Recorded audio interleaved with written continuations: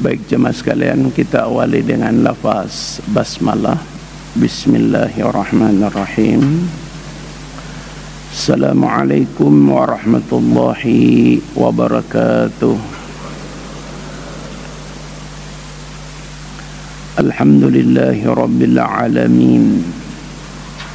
Wal aqibatu lil muttaqin wala udwana illa 'alal zalimin. Asyhadu an la ilaha illallah wahdahu la syarika lah wa asyhadu anna Muhammadan abduhu wa rasuluhu la nabiyya ba'dah.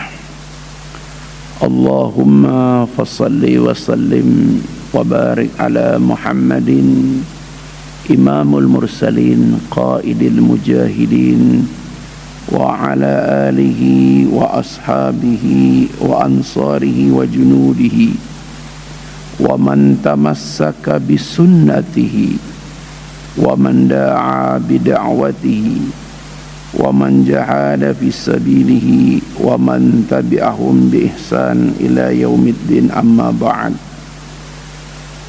Faqala ta'ala: Ya ayyuhalladzina amanu taqullaha haqqa tuqatih wa la tamutunna illa wa antum muslimun. Jamaah subuh yang dicintai Allah, di tengah doa-doa kita yang terus termunajat kepada Allah Subhanahu wa taala, terutama doa kita pada saudara-saudara kita di Palestina, kita diingatkan kita sudah memasuki bulan Jumadil Awal. Hari ini kita sudah masuk hari Sabtu perdana, atau hari ini memasuki tanggal 2 atau tanggal 3 Jumadil Awal. Itu berarti 4 bulan kurang kita akan memasuki bulan Ramadan. Jumadil Awal, Jumadil Akhir, Rajab, Sya'ban. 4 bulan. InsyaAllah secara kalender tanggal 11 Maret kita memasuki 1 Ramadan. Dan insyaallah tanggal 10 April kita memasuki 1 Syawal 1445 Hijriah. Kenapa ini disampaikan? Agar sebagai kepala keluarga kita perlu merencanakan, terutama bagaimana menjaga keberlangsungan ibadah-ibadah, dan puncak itu adalah saat Ramadan, agar keluarga kita lebih terkondisikan. Sekalipun memang di depan mata kita ada sebuah pesta demokrasi, tepatnya nanti hari Rabu tanggal 14 Februari 2024. Oleh karena itu pada pagi hari ini insyaallah tema yang kita sama-sama bahas adalah menjaga semangat kepahlawanan. Menjaga semangat kepahlawanan dalam keluarga. Bulan November dikenal dengan bulan pahlawan.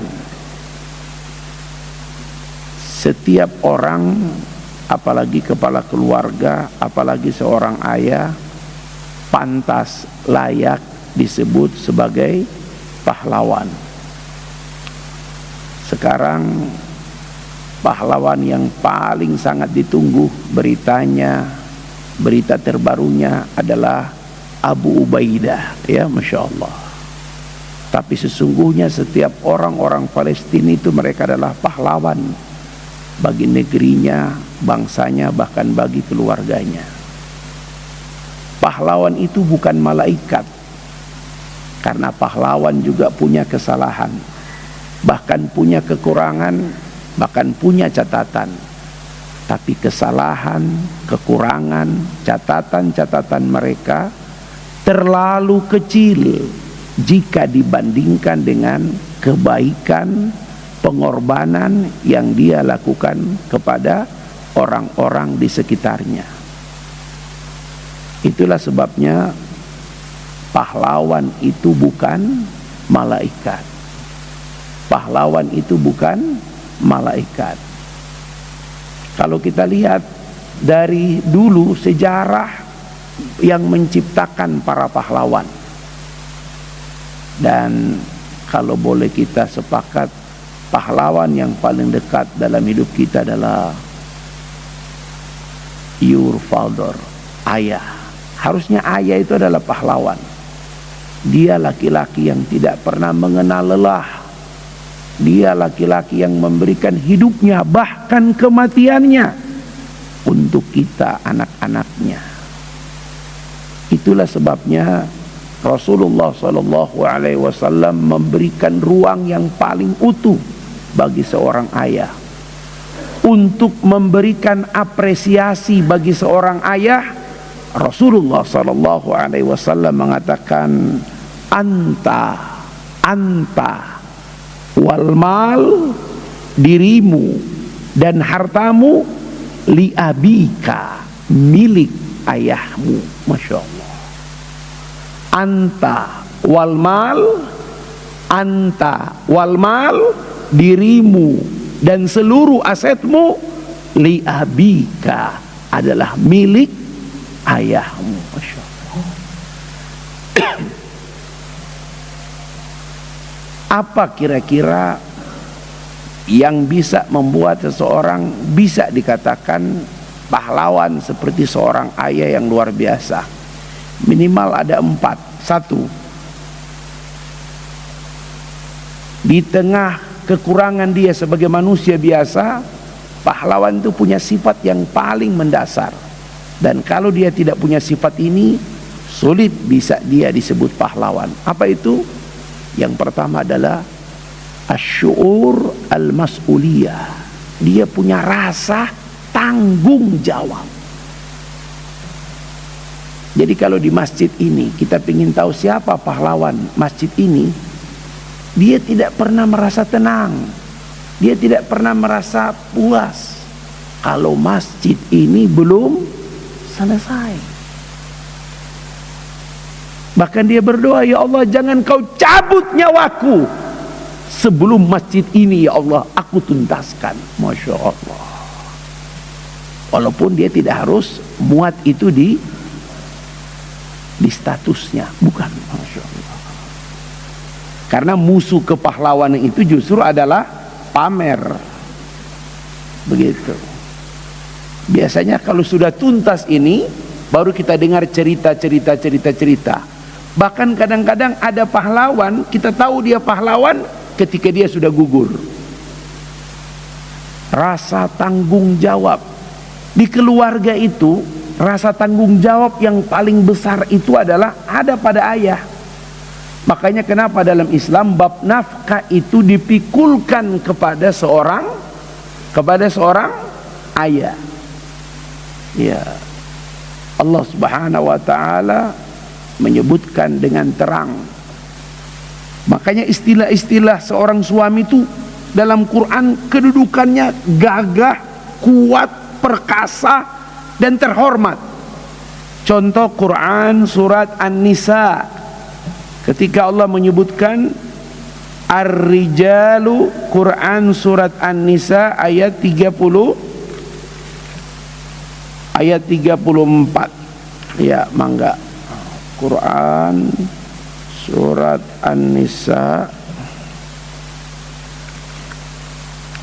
Quran surat An-Nisa surat keempat ayat 34. Qurannya Masjid Mushaf Masjid Al-Hidayah halaman 84. Quran surat An-Nisa surat yang keempat ayat 34. Surat 4. Nah, ini nggak apa-apa, ini nggak akan ditegur oleh Panwas. Ini soalnya nih nomornya beda ya. Surat 4 ayat 34 halaman 84. Ya, gitu. Surat An-Nisa ayat 34. Kita baca dulu. A'udzu billahi minasy syaithanir rajim. Bismillahirrahmanirrahim. Ar-rijalu qawwamuna 'alan nisa'i bima faddalallahu ba'dahum 'ala ba'd wa bima anfaqu min amwalihim. فالصالحات قانتات حافظات للغيب بما حفظ الله واللاتي تخافون نشوزهن فعظوهن واهجروهن في المضاجع واضربوهن فإن أطعنكم فلا تبغوا عليهن سبيلا Innallaha kana 'aliyan kabira. Enggak bagus. Yang pegang mic silakan.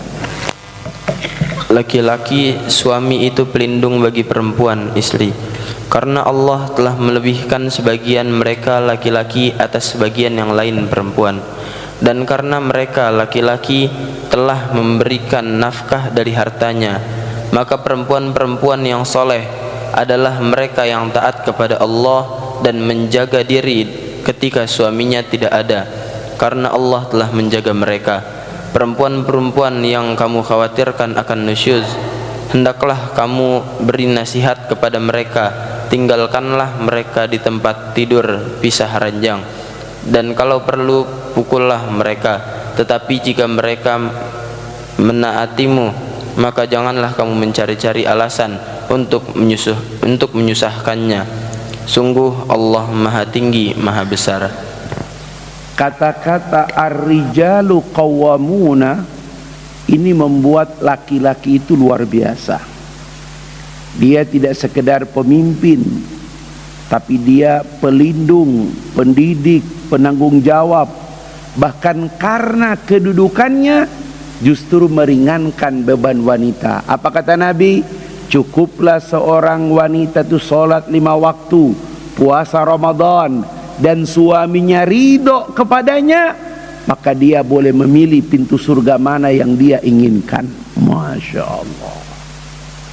Di ayat ini juga dijelaskan beban nafkah itu hanya pada suami. Berapa miliar pun istri berikan harta untuk keluarga, tidak bisa disebut nafkah, tidak bisa disebut membantu nafkah. Semua pemberian uang, harta dari seorang istri dalam keluarga tercatat statusnya sebagai sedekah. Masya Allah. Kenapa? Karena beban itu dipikul oleh seorang suami. Itulah sebabnya kenapa penghormatan itu diberikan kepada laki-laki. Karena dia memikul beban itu. Dia bertanggung jawab, dia pelindung, dia menjaga nama keluarga.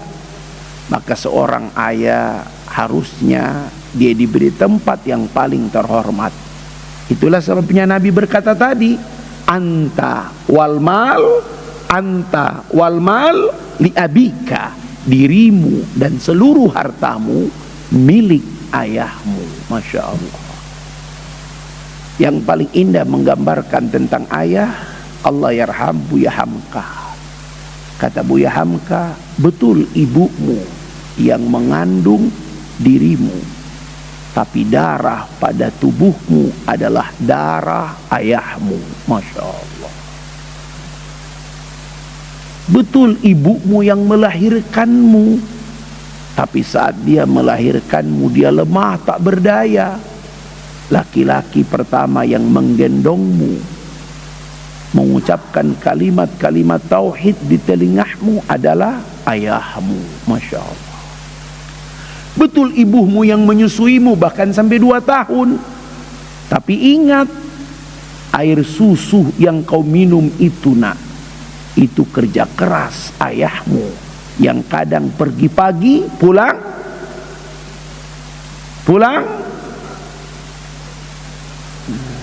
pagi lagi. Masya Allah. Luar biasa ayahnya, Masya Allah. Nginap di mana itu Pak ya? Masya Allah. Gitulah. Sekiranya dia masih hidup, kita boleh berkata, I love you daddy, I love you. Ya, saya ingat bagaimana almarhum bapak itu luar biasa. Dia tidak cuma ingat istrinya, dia tidak cuma ingat anak-anaknya, tapi karena dia punya 2 adik perempuan, kadang-kadang saya juga disuruh, nih bawa ini beras ke rumah bibi. Masya Allah, kenapa berat ini? Ternyata di dalamnya ada ayam, ada gula. Ya Masya Allah. Itulah sebabnya sampai sekarang kalau saya pulang, waktu bibi masih hidup, saya tidak pernah lupa. Ya, begitu seorang ayah, dia punya rasa tanggung jawab. Pertanyaannya Ustadz, apa ruh rasa tanggung jawab? Kenapa ada orang menyanyiakan keluarganya? Ya, kenapa ada orang, ya, ada kaidah. Mohon maaf ini Pak ya, mohon maaf. Ini saya berikan bocoran. Ya, bocoran ini insya Allah mutawatir, karena informasi ini langsung ya dari orang Palestina. Sekalipun Palestina itu banyak syuhada yang gugur, banyak para janda, tapi di sana bukan sulit ya, bukan sulit. Orang berpoligami di sana itu boleh dibilang harus sangat memenuhi syarat. Ismail Haniyah, Perdana Menteri Palestina, itu istrinya cuma 1, anaknya 13, cucunya 40. Masya Allah. Kok Ustaz, apakah dia tidak melihat berapa banyak syuhada yang gugur istrinya? Di sana ada syarat. Untuk bisa menikah lagi itu syaratnya luar biasa.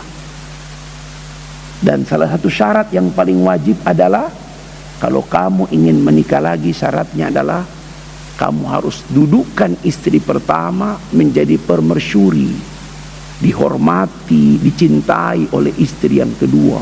Masya Allah, kedudukannya tidak boleh diambil oleh istri kedua. Sehingga ketika menikah lagi, semua orang menghormatimu, menghormati istrimu. Kenapa? Karena dirimu dan istri yang baru itu menghormati istri pertama. Ada di Indonesia? Pret. Rata-rata kalau udah menikah kedua, istri pertama telantarkan. Masya Allah. Gitu. Jadi Pak Agus, syaratnya begitu Pak Agus. Gitu, Masya Allah. Pak Ketua DKM siap, Masya Allah. Jadi ternyata di Palestina begitu. Ya, jadi teman-teman sekalian, pastikan bahwa kita tidak mentelantarkan istri dan anak kita. Pertanyaannya Ustadz, rasa tanggung jawab itu apa ruhnya? Rasa tanggung jawab itu ruhnya cuma 1.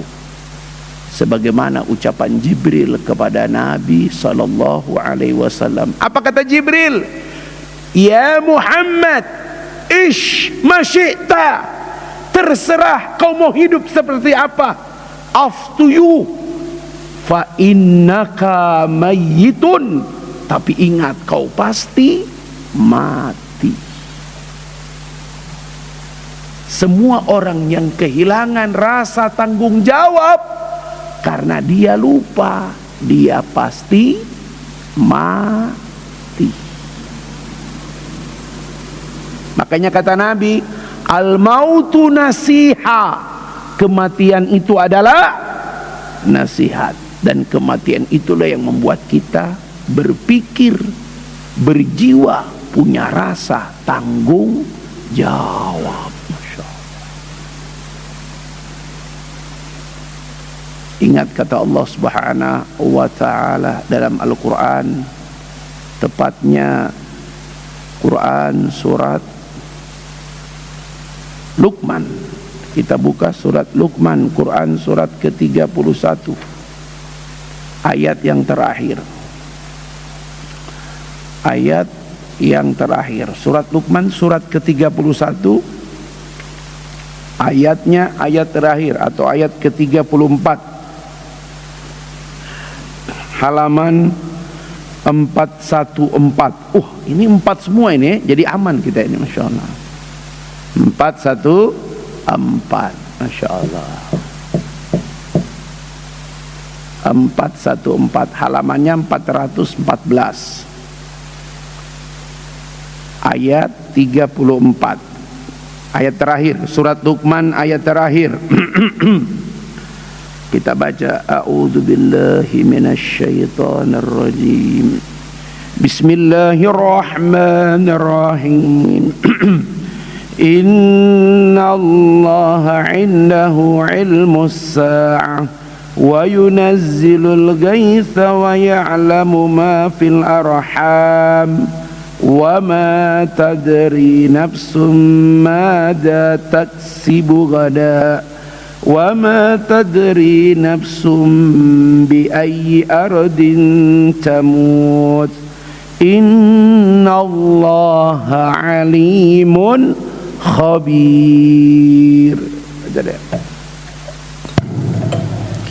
Sesungguhnya hanya di sisi Allah ilmu tentang hari kiamat, dan Dia yang menurunkan hujan dan mengetahui apa yang ada dalam rahim, dan tidak ada seorang pun yang dapat mengetahui dengan pasti apa yang akan dikerjakannya besok, dan tidak ada seorang pun yang dapat mengetahui di bumi mana dia akan mati. Sungguh Allah Maha mengetahui, Maha mengenal. Wa ma tadri nafsun madza taksibu ghadan. Kenapa orang suka lupa mati? Karena memang tak ada satupun yang tahu besok pagi nasib kita seperti apa. Wa ma tadri nafsun bi ayyi ardin tamut. Dan tidak seorang pun di antara kita yang tahu pasti di bumi mana dia akan mati. Bagi kita orang Indonesia, bab mati mungkin bab yang masih menakutkan. Tapi kalau orang-orang Palestina, bab mati itu bab kebahagiaan. Masya Allah. Kita ingat para ulama menyebutkan 5 landasan hidup kita. Yang pertama, Allahu ghayatuna, Allah tujuan hidup kita. Tak ada tujuan hidup kita kecuali Allah. Ar-Rasul qudwatuna, Rasulullah teladan kita. Apapun yang kita lakukan, kita ikut Nabi SAW. Yang ketiga, Al-Quran dusturuna, Al-Quran pedoman hidup kita. Yang keempat, Al-Jihadu sabiluna, jihad di jalan Allah ya adalah jalan hidup kita. Tapi Palestina sampai yang kelima, al-mautu fi sabilillah asma amanina, gugur mati di jalan Allah adalah cita-cita tertinggi kami. Masya Allah ya. Jadi sampai pada level itulah Pak. Jadi biasanya orang itu tidak akan kehilangan rasa tanggung jawab ketika dia berpikir tentang kematian. Semua orang yang lupa tentang kematian, maka dia akan kehilangan rasa tanggung jawab. Dia akan kehilangan rasa tanggung jawab. Nah, oleh karena itu ayat berikut ini harusnya kita hafal. Ayat yang mana Ustaz? Al-Imran ayat 185. Buka. Kecuali antum tidak akan mati ya. Gitu. Baca ayat ini kalau bisa hafal. Jadikan ruh hidup kita. Al-Imran surat ketiga ayat 185. Al-Imran surat ketiga ayatnya 185.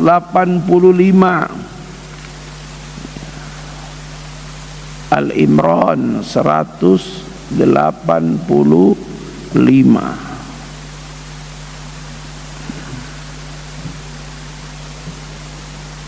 Ya, halaman 74. Masya Allah, ini luar biasa, ini nggak direncanakan, nggak catat saya ini. halaman 74 lagi-lagi, Masya Allah ya. Gitu. Ayatnya 185. Ayat 185 itu kalau di Quran berarti selesai 184. Masya Allah. Ini kalau ada pasangan nomor 4 kayaknya menang ini ya. Masya Allah. Masya Allah ya. Ali Imran 185. Yang tidak pernah dengar, yang tidak hafal, dengar, usahakan hafal. Apa ayatnya? Kita baca. A'udzu billahi minasyaitonir rajim. Bismillahirrahmanirrahim. Kullu nafsin dha'iqatul maut wa innama tuwaffawna ujurakum yawmal qiyamah faman zuhziha 'anil nari wa udkhilal jannata faqad faz wa mal hayatud dunya illa mata'ul ghurur.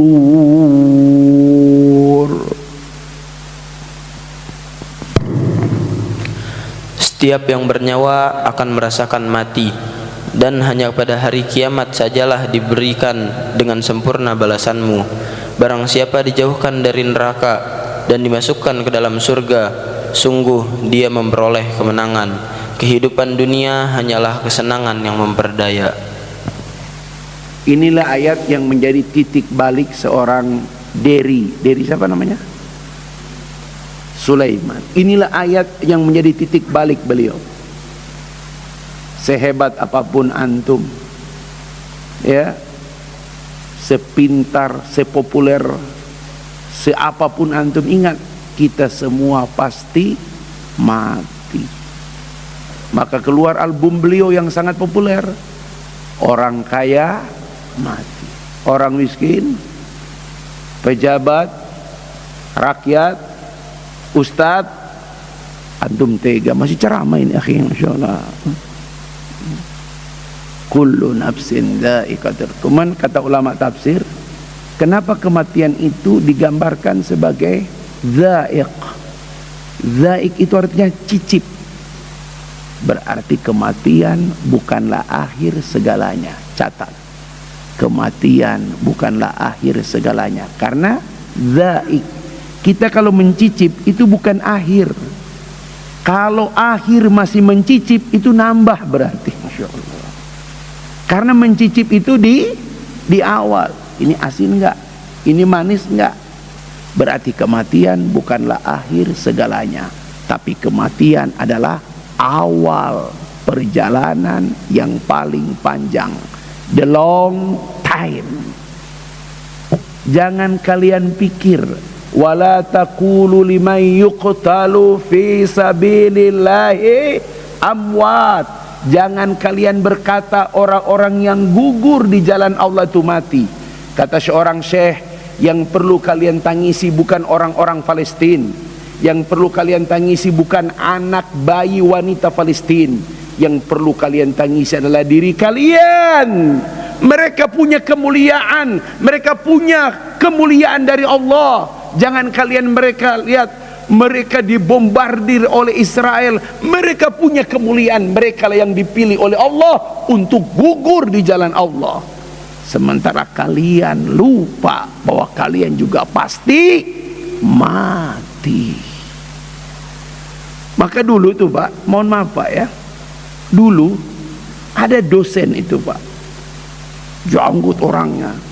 Apakah kemudian dia nggak peduli dengan, ketika dia berada di bandara, dia duduk pegang boarding, cuma di belakang dia kan kadang tempat duduk di bandara tuh berbalik. Dia duduk di sini, ada dua pemuda di belakang ngobrol asik.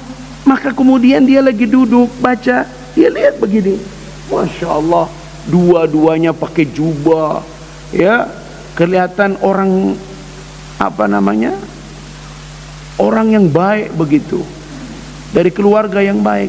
Tapi anehnya dua-duanya mulai ngomong, ya, mulai memperkenalkan diri. Dua-duanya itu mulai ngomong.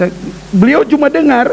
Yang satu bilang, saya akan ke Las Vegas Saya akan cari wanita paling wah di sana.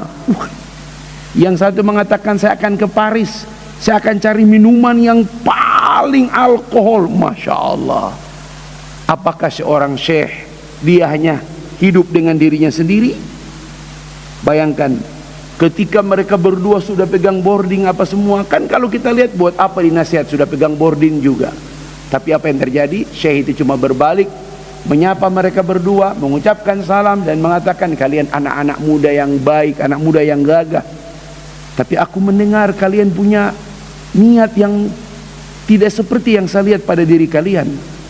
Coba kalian berdua bayangkan, kalau dengan niat seperti itu kalian terbang dan ternyata pesawat ini meledak dan kalian mati, apa ucapan kalian di hadapan Allah? Dua pemuda itu berhadapan, tiba-tiba mereka berebut berlari ke konter tiket, membatalkan tiketnya dan mengganti tiketnya menuju Jeddah, dan mereka umroh. Tapi sayang, pesawat yang mereka naik itu benar-benar meledak, tapi tidak lagi ke Amerika dan ke Paris, tapi mereka terbang ke Saudi dan pesawatnya memang meledak. Apa tuh? Yaris apa nyaris? Nyaris, Masya Allah. Gitu Pak. Masya Allah. Hati-hati nih Pak. Rasa tanggung jawab itu hanya kuat. Masjid ini nggak mungkin kita tinggalkan. Kecuali apa? Kecuali kita tidak pernah. Mau kemana Pak kita Pak? Kita pasti mati. Antum ini semua ditanya sama Allah. Rumah saya di Bukit Cimanggu kalian tinggalkan. Ini belum selesai rumah Allah. Kalau hujan juga angin, Masya Allah. Bukan cuma belum selesainya, hutangnya juga belum lunas, Masya Allah. Betul? Betul? Nggak usah malu-malu Pak Gus, Masya Allah. Wa may yuqridullaha qardan hasana. Siapa yang mau meminjamkan pinjaman yang baik kepada Allah, Allah Maha Kaya Ustaz. Kenapa kita harus pinjamkan kepada Allah? Rumah Allah ini Pak, bertekad Pak. Karena ada jamaah itu Pak, hari itu dia tidak pernah tahu kalau itu adalah hari terakhir, tapi hari itu dia beramal dengan amal terbaik. Pertama, dia bereskan semua hutang saudara-saudaranya. Luar biasa. Dia bereskan semua hutang-hutang saudaranya. Yang terakhir, dia berikan hartanya untuk masjid dan wakaf untuk anak yatim. Dua amal itu aja Pak, membereskan semua hutang saudaranya dan kemudian mewakafkan untuk masjid dan wakaf anak yatim. Dan hari itu dia meninggal. Masya Allah. Pak, mohon maaf Pak ya, kalau Bapak beramal dengan hafalan Quran, baca Quran, masuk surga, masuk Ustaz. Tapi antriannya panjang. Kenapa? Ada jutaan orang juga yang punya kemampuan bacaan Quran. Bapak dengan amal tahajud, jutaan orang Pak yang tahajudnya lebih kuat dari Bapak. Bapak puasa, ada jutaan orang yang puasanya bukan Senin Kemis, tapi Daud puasanya. Tapi menghilangkan kesulitan orang lain di saat kita juga sulit, itu tidak banyak di muka bumi ini Pak. Masya Allah. Kalau ada orang kaya datang, Pak Gus, berapa seluruh sisa hutang masjid ini? Sekian M, nih saya lunasin, selesai. Ini tambahan lagi untuk bangun. Tidak kaget. Kenapa? Dia akan antre di belakang Abdurrahman bin Auf. Terlalu banyak orang kaya dalam sejarah menyelesaikan masalah-masalah dengan kekayaannya. Tapi kalau orang kesulitan, orang pas-pasan, orang juga nggak punya, tapi dia mau menghilangkan kesulitan umat, maka dia punya jalan tol sendiri masuk ke dalam surga. Allah. Itulah disebut amal yang paling sulit. Silakan Bapak mau antri di mana? Nggak apa-apa lah Ustaz, biar panjang, yang penting masuk surga. Masya Allah. Betul ya? Mau kepala jadi kaki, kaki jadi kepala, nggak apa-apa Ustaz, yang penting masuk surga. Masya Allah. Amin. Jadi ini yang pertama Pak, Pahlawan itu karena dia punya rasa tanggung jawab. Dan ruhnya adalah zikrul maut. Dia tahu dia pasti mati. Kita akan tunggu bagaimana Netanyahu ya mati ya. Wah, luar biasa ini. Mudah-mudahan si Muhammad Hussein, mudah-mudahan satu waktu bisa kita undang ke sini ya. Kemarin hari Kamis dia di tempatnya Ustadz Adi Hidayat di Masjid Al-Ihsan. Boleh dilihat YouTube-nya ya. Wah, luar biasa. Tapi Pak, saya berikan bocoran sedikit Pak ya. Luar biasa Pak. Dulu tahun 67 perang 3 negara melawan Israel, Mesir, Jordan, Syria. 6 hari menyerah 3 negara ini. Sekarang bukan negara Pak, nggak ada senjata. Sudah hampir 140 hari ya Pak. Hampir 200 tank Israel itu Pak hancur. Ratusan tentara elit militer Israel mati. Dan mereka selalu berkata, kami berperang sama siapa? Pak, itu terowongan Pak. Itu terowongan Pak. Ada terowongan paling atas yang 3-4 meter. Itu terowongan tipuan. Kalau masuk bom. Terowongan yang dipakai oleh kaum muslimin itu Pak, itu yang paling kecil adalah 40 meter. Makanya nggak mungkin di Cimanggu bikin, karena kalau 40 meter air muncul, Masya Allah. Berikutnya 60 meter, dan menjadi tempat para mujahidin menyiapkan segala macam itu 70 meter. Padahal dulu dari Rafah, dari Sinai menuju Palestina lewat Rafah itu Pak, 250 terowongan sudah ditutup oleh pemerintah Mesir. Bayangkan itu pemerintah Mesir. Ditutup pakai apa? Pakai besi dengan kedalaman 40 meter. Maka mujahidin gali di bawah 40 meter. Masya Allah. Dan nggak ada alat yang gali, nggak pakai beko, enggak. Dengan tangan dan peralatan itu, Masya Allah. Ustadz, dari mana itu amunisi? Udahlah kalau besi-besi oke. Dari mana mesiu? Karena nggak mungkin lolos. Jordan tidak membuka akses, Mesir tidak membuka akses. Kemarin tuh pertemuan OKI, Pak Jokowi itu menawarkan boikot minyak ke Israel. Tapi 4 negara protes. Emirat, Saudi, Mesir, Jordan. Bapak kalau pakai sal begini di haram ditangkap. Bahkan sekarang lagi viral, lagi di Tabayun, apa betul? Karena ada imam katanya, bukan di haram ya, di sebuah masjid membacakan doa untuk Palestina, itu ditangkap. Aneh banget itu Saudi. Tapi kita sudah minta keterangan. Waktu saya 2 pekan yang lalu, hari Kamis ya, imam yang Jumat itu, khutbah Jumat, dia doa untuk Palestina. Kalau kita dengar doanya Sudais, itu rekaman ya, rekaman kunut waktu Ramadan. Tapi selama saya di sana belum ada satupun kunut nazilah di Saudi, baik di Madinah maupun di Haram, nggak ada. Masya Allah.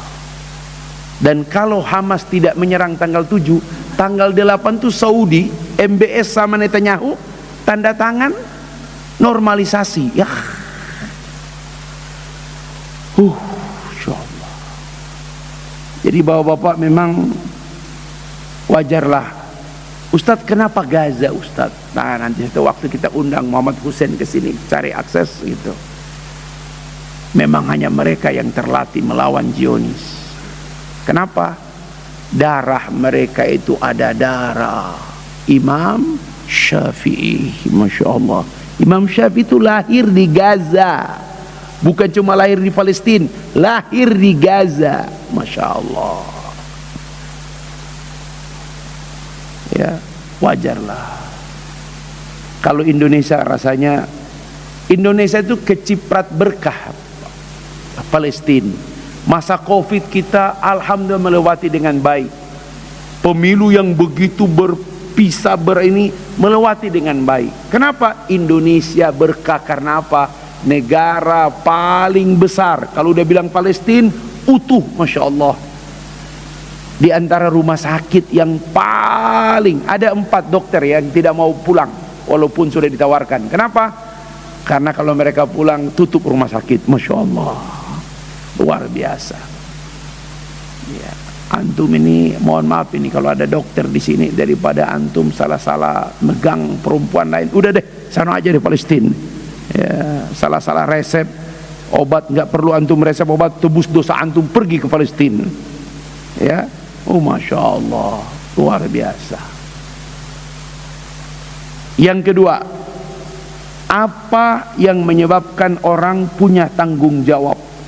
Apa? Bisa disebut pahlawan. Kalau tadi rasa tanggung jawab. Yang kedua, ruh saja'ah. Dia punya spirit keberanian. Nah, di sini yang membedakan pahlawan dengan manusia biasa. Kenapa?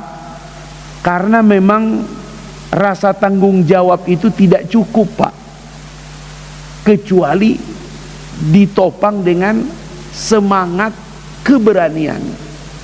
Makanya biasanya kenapa pahlawan itu selalu muncul, Pak? Karena memang dia punya sifat keberanian. Kenapa Umar lebih banyak dibicarakan ketimbang sahabat yang lain? Karena memang Umar itu beda, Pak. Saking bedanya Nabi memberi gelar Al-Faruq, sang pembeda. Tidak sedikit ayat turun membenarkan pendapat Umar ketimbang pendapat Abu Bakar dan Rasulullah. Contoh tawanan perang, kata Abu Bakar, ya Rasulullah, janganlah mereka dihukum, tapi tawanlah mereka dan manfaatkan potensi mereka untuk mengajarkan sahabat-sahabat yang buta huruf. Kata Umar, ya Rasulullah, tebas batang leher mereka. Masya Allah. Turun ayat membenarkan pendapat Umar bin Khattab. Makanya kata Nabi, jika ada manusia yang paling layak diangkat jadi nabi setelahku, dialah Umar bin Khattab. Tapi segitu-gitunya Umar, Pak, ketika Nabi wafat, dia orang pertama yang membaiat Abu Bakar Siddiq. Masya Allah.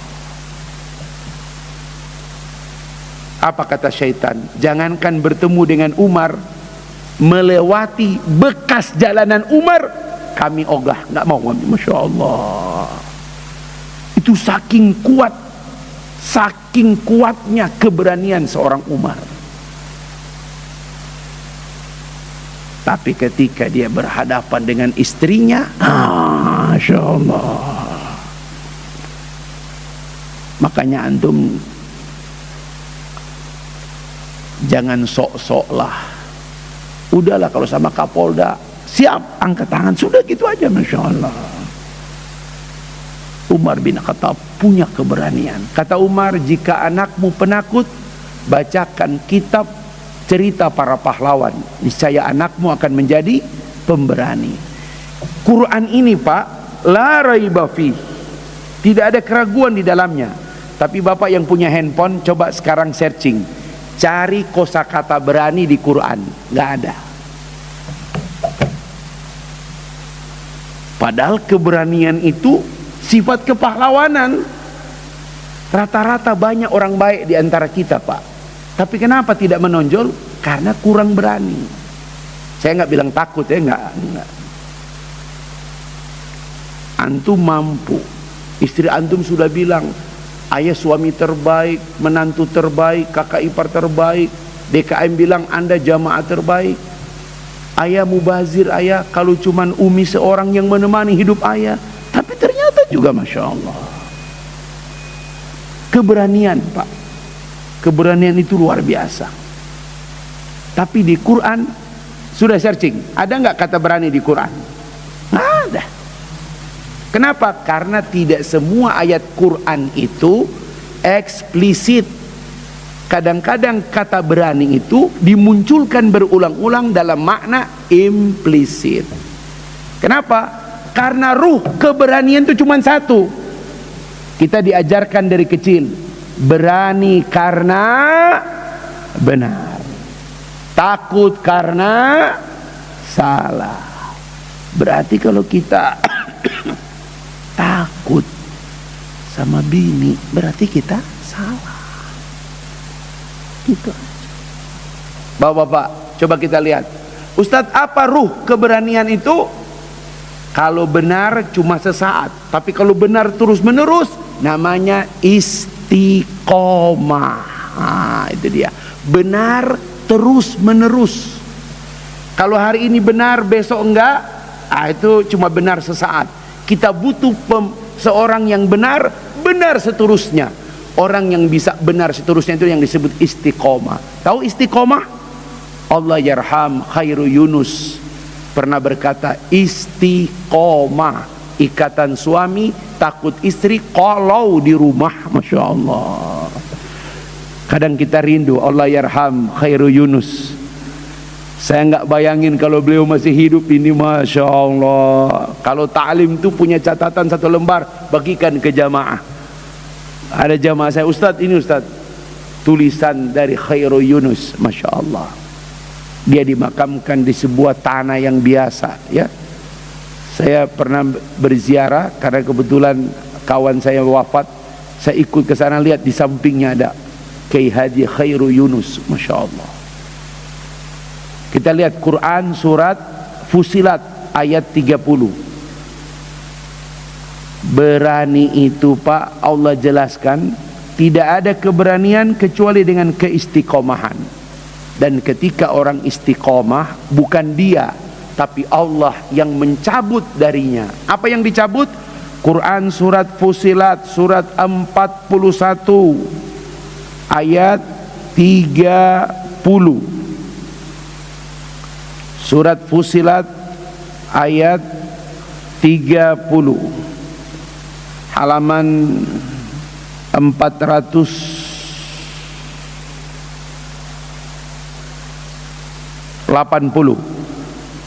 4 lagi ya, Masya Allah, 480, Masya Allah. Surat ke-41. Ini ada satunya ini, Masya Allah ya, Masya Allah. Bapak-bapak, ayat 30. Ini ayat sangat populer Pak. Coba kita lihat makna berani di ayat ini. Kita baca, A'udzubillahi minasyaitonirrajim. Bismillahirrahmanirrahim. Innal ladzina qalu rabbunallahu tsumma istaqamu tatanazzalu 'alaihimul malaikatu alla takhafu wa la tahzanu wa abshiru bil jannati allati kuntum tu'adun.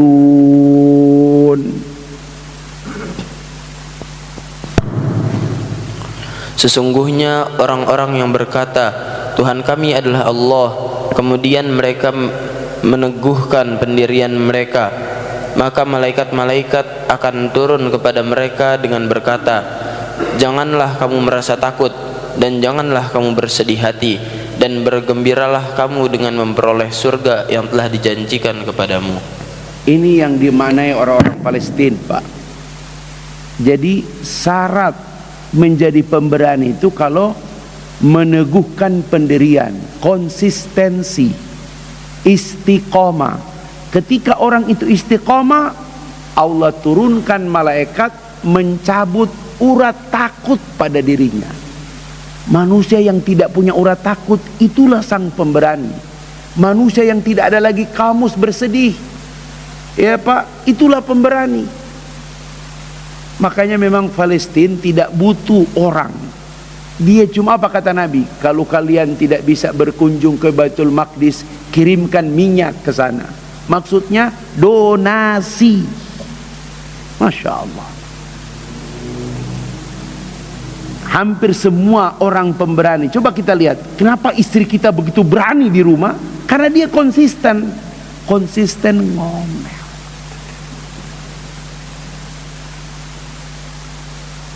Orang kalau benar Pak, konsisten, gak ada satupun rasa takut dalam hidupnya. Masya Allah. Ini dia Pak. Jadi seorang pahlawan, kenapa dia selalu muncul? Karena dia punya ruh keberanian. Dan keberanian itu dia dapatkan bukan karena kuat fisiknya, tetapi konsistensi dalam kebenaran. Makanya dalam ayat yang lain kata Allah kepada Nabi, fastaqim kama umirta wa man taba ma'aka. Surat Hud ya, ayat 112. Tetaplah engkau berada di atas jalan yang benar ya Muhammad, bersama orang-orang yang taubat denganmu. Masya Allah. Yang ketiga, kenapa seseorang itu disebut pahlawan? Yang ketiga adalah ini kos yang harus dibayar. Nggak cukup dengan dua teori di atas. Satu, dia punya rasa tanggung jawab. Dua, dia punya sifat keberanian. Yang ketiga, tanggung jawab dan keberanian harus dibayar. Ada kos yang harus dibayar. Apa itu? Tadhiyah. Dia siap berkorban. Maka kita lihat beberapa sahabat itu Masya Allah. Bahkan sahabiyah, waktu perang Uhud itu Pak, ada jenazah ketika dibuka ternyata perempuan, 70 anak panah di pundaknya. Kenapa? Dia ikut menutup tubuh Nabi, jangan sampai terkena panah orang-orang kafir Quraisy. Masya Allah. Luar biasa Pak, pengorbanan. Makanya bagi seorang mujahid Pak, kadang-kadang ketika dia di penjara Pak, itu tiang besi yang memenjarakannya itu, dia sudah lihat itu bagaikan lambaian tangan bidadari. Insyaallah. Kalau teman-teman menceritakan, tiap kali masuk di rumah sakit Muslim Pak, itu baru masuk Pak, Bapak tidak akan mencium bau amis darah, yang ada bau gaharu. Padahal nggak ada satupun gaharu di situ. Darah mujahid itu, Masya Allah. Dulu Pak, pasir, kalau kita umroh ada city tour kan, tapi kita nggak bisa masuk ke makam syuhada. Dulu waktu belum dilarang Pak, yang namanya pasir Uhud itu kalau kita cium Pak, wangi. Masya Allah. Tanah aja yang jauh kuburnya itu ikut wangi Pak. Masya Allah. Saya pernah memandikan jenazah, ditabrak oleh mobil tentara. Ini guru, seorang guru yang saya tahu persis, ikhlasnya luar biasa, nggak pernah mengeluh, senyumnya luar biasa, nolong orang luar biasa. Ditabrak sama bis tentara. Waktu dimandikan darah masih mengalir. Yang anehnya, seluruh air yang jatuh sampai ke got yang hitam itu semerbak kayak gaharu. Masya Allah. Saya nanya sama keluarga, siapa yang siram bau gaharu ini? Nggak ada Ustadz, boro-boro gaharu. Masya Allah. Begitu Pak, wangi darahnya. Begitulah para mujahid, mereka siap berkorban.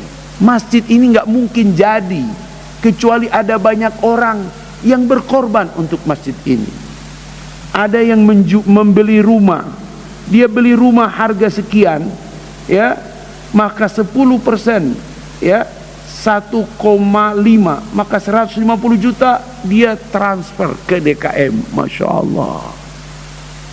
Saya masih ingat tuh, ada beberapa cerita. Ada yang setelah pensiun dia dapat mobil dari kantor, mobilnya Innova. Kalau dia jual di sini harganya turun, dia jual di Jogja. Setelah laku dia transfer ke DKM. Itu cerita-cerita semua itu Pak, satu dua, ya, walaupun sekarang sudah wafat, ya, Masya Allah, sampai ke saya, Masya Allah, Ustaz, yang satu ini lebih hebat lagi Ustaz, ya. Begitulah mereka para pahlawan. Jadi walaupun mereka sudah tidak ada Pak, masjid ini setiap kali azan dikumandangkan, setiap kali satu ayat yang dibacakan, Masya Allah, luar biasa. Ustaz, saya tidak bangun fisik, pokoknya nanti kalau karpet ada lagi, saya sumbang karpet, Masya Allah, karena saya ingin setiap satu sujud saya dapat pahala, Masya Allah. Ada yang cuma milih karpet soalnya, udah beres semua baru karpet, Masya Allah. Gitu. Yang terakhir bapak-bapak sekalian, nah ini yang paling berat sebenarnya. Pahlawan itu tidak cuma satu momentum. Kadang-kadang kita mendengar ada orang baik dulu, sekarang nggak pernah muncul lagi Ustaz. Kita butuh pahlawan dulu, sekarang, sampai selamanya. Dan itu tidak bisa tidak, kecuali pahlawan itu punya satu sifat paling mendasar. Apa itu? Setelah punya rasa tanggung jawab, punya keberanian, siap berkorban, maka yang terakhir apa? Dia punya kesabaran. Masya Allah. Makanya kita lihat dalam hadis disebutkan ada orang yang gugur di medan perang. Kata Nabi, dakhalan nar, dia masuk neraka. Kaget sahabat, bukankah dia paling depan? Betul, tapi malaikat memberitahukan kepada Nabi, dia tertusuk, dia terkena panah, karena dia tidak sanggup, terlalu banyak luka, maka dia kemudian mengembuskan dengan pedangnya sendiri. Dia tidak kuat melihat penderitaan. Salah satu sifat kepahlawanan adalah bersabar di tengah penderitaan. Salah satu sifat kepahlawanan, sabar nyicil hutang masjid. Masya Allah, bersabar, gak usah buru-buru, sampai kita tunggu ada orang yang memang siap berkorban untuk lunasin masjid ini. Masya Allah. Saya yakin kalau ada yang lunasin masjid ini, mungkin kita lihat dia manusia, tapi dialah tangan Allah. Bagus, berapa hutang sisa? Sekian, ini saya transfer bayar hutang. Masya Allah, yadullah, tangan Allah itu, Masya Allah. Dan saya yakin itu bukan dari luar, tapi ada di sini, di masjid ini, jamaah Masjid Al-Hidayah. Takbir! Nggak yakin kelihatannya, Masya Allah. Tapi itu bukan saya Ustaz. Hari ini antum bilang bukan saya, tapi boleh jadi besok tanpa orang tahu antumlah itu, Masya Allah. Dan kadang-kadang ketika antum sadar, ketika antum sumbang, 2 hari berikutnya antum meninggal. Masya Allah. Ustaz, kalau bisa jangan 2 hari berikutnya meninggal Ustaz, kalau bisa 20 tahun lagi, Masya Allah. Akhirullah, a'azakumullah. Mudah-mudahan kita bisa mengambil pelajaran untuk menciptakan para pahlawan di negeri ini. Kata Multatuli, negeri ini adalah negeri yang paling indah. Jamrut Katulistiwa, untayan Jamrut Katulistiwa. Nggak ada negeri seindah Indonesia Pak. Ini kalau bulan November begini, nggak ada orang yang mau ke Uzbekistan, walaupun di sana ada Samarkand, ya, ada Bukhara, ada Tashkent. Tapi kalau bulan November sampai Desember nggak ada orang yang bisa ke sana. Kenapa? Minus 23 derajat. Mana ada orang bisa hidup di tempat begitu Pak? Indonesia ini Pak, paling angin ribut cuman itu Pak, Masya Allah. Apalagi cobaan Indonesia ini, ya. Indonesia itu Pak lebih baik daripada India. India itu cuma punya Taj Mahal. Indonesia tol mahal, minyak, beras, telur, SPP, nikah lagi. Masya Allah. Indonesia berbagai hal mahal, Masya Allah. Tapi Indonesia masih banyak orang-orang baik, seperti antum yang duduk di tempat ini. Minimal jadilah pahlawan untuk istri dan anak-anakmu. Pulanglah ke rumah dengan kebanggaan. Ketika mereka memanggil, ayah, terasa suara itu. Ayah, ayah, selama anakmu masih memanggilmu ayah, selama itu mereka masih menghormatimu. Tapi kalau kau pulang, tak ada lagi panggilan itu. Tak ada satupun anakmu yang menyapamu. Kau bukan siapa-siapa. Tak ada yang lebih sakit, tak ada yang lebih perih ketika ketika engkau tak dianggap di rumahmu. Masya Allah. Ajarkan anak-anakmu menghormati para pahlawan. Mudah-mudahan Allah Subhanahu wa ta'ala menjaga anak-anak kita tetap mencintai diri kita. Minimal dalam doa mereka tidak pernah putus untuk mendoakan seorang ayah. Rabbi gufirli wali walidayya, Rabbi gufirli wali walidayya, Rabbi gufirli wali walidayya warhamhum kama rabbauna shighara. Ya Allah, ampunilah kami, ampunilah kedua orang tua kami, terutama ayah yang ketika dia wafat dia belum banyak merasakan kerja keras kami. Ketika dia wafat dia belum merasakan kebahagiaan dari kami. Ketika dia wafat dia belum melihat hasil kerja kami. Ya Allah, jadikanlah amal kami, ya Allah, pahala kami mengalir kepadanya, baik dia yang sudah di alam baqa ataupun dia yang masih hidup di kampung dimanapun dia berada hari ini. Rabbana taqabbal minna innaka antas sami'ul alim, tub alaina ya Allah innaka antat tawwabur rahim. Allahumma fir muslimina wal muslimat wal mu'minina wal mu'minat al ahya'u minhu wal anwat innaka sami'un qaribun mujibu da'wat. Ya Allah, ya anta ya qadiyal hajat, hadirkan para pahlawan di masjid ini ya Allah. Jangan kau biarkan masjid ini ya Allah tertunda-tunda seperti ini ya Allah. Hadirkan orang-orang yang mau menjadi tangan-tanganmu ya Allah, menuntaskan masjid ini ya Allah. Ya Allah, cobaan kami tidak seberat saudara kami di Palestina. Kokohkan hati saudara kami di Palestina ya Allah. Terimalah syuhada mereka ya Allah, dan jadikan semangat mereka menjadi semangat bagi kami di tanah air. Rabbana atina fid dunya hasanah wa fil akhirati hasanah wa qina adzabannar. Allahumma arzuqna taubatan nasuha. Allahumma inna nas'aluka min husnil khatimah. Wa sallallahu ala Muhammadin nabi wa ummi wa ala alihi wa baraka wa sallam bi fadlik. Subhanaka rabbika rabbil izzati amma yasifun wa salamun ala al mursalin walhamdulillahi rabbil alamin. Subhanaka Allahumma wa bihamdik ashhadu an la ilaha illa anta astaghfiruka wa atubu ilaik. Wallahu muwafiq ila aqwamit thariq. Assalamualaikum warahmatullahi wabarakatuh.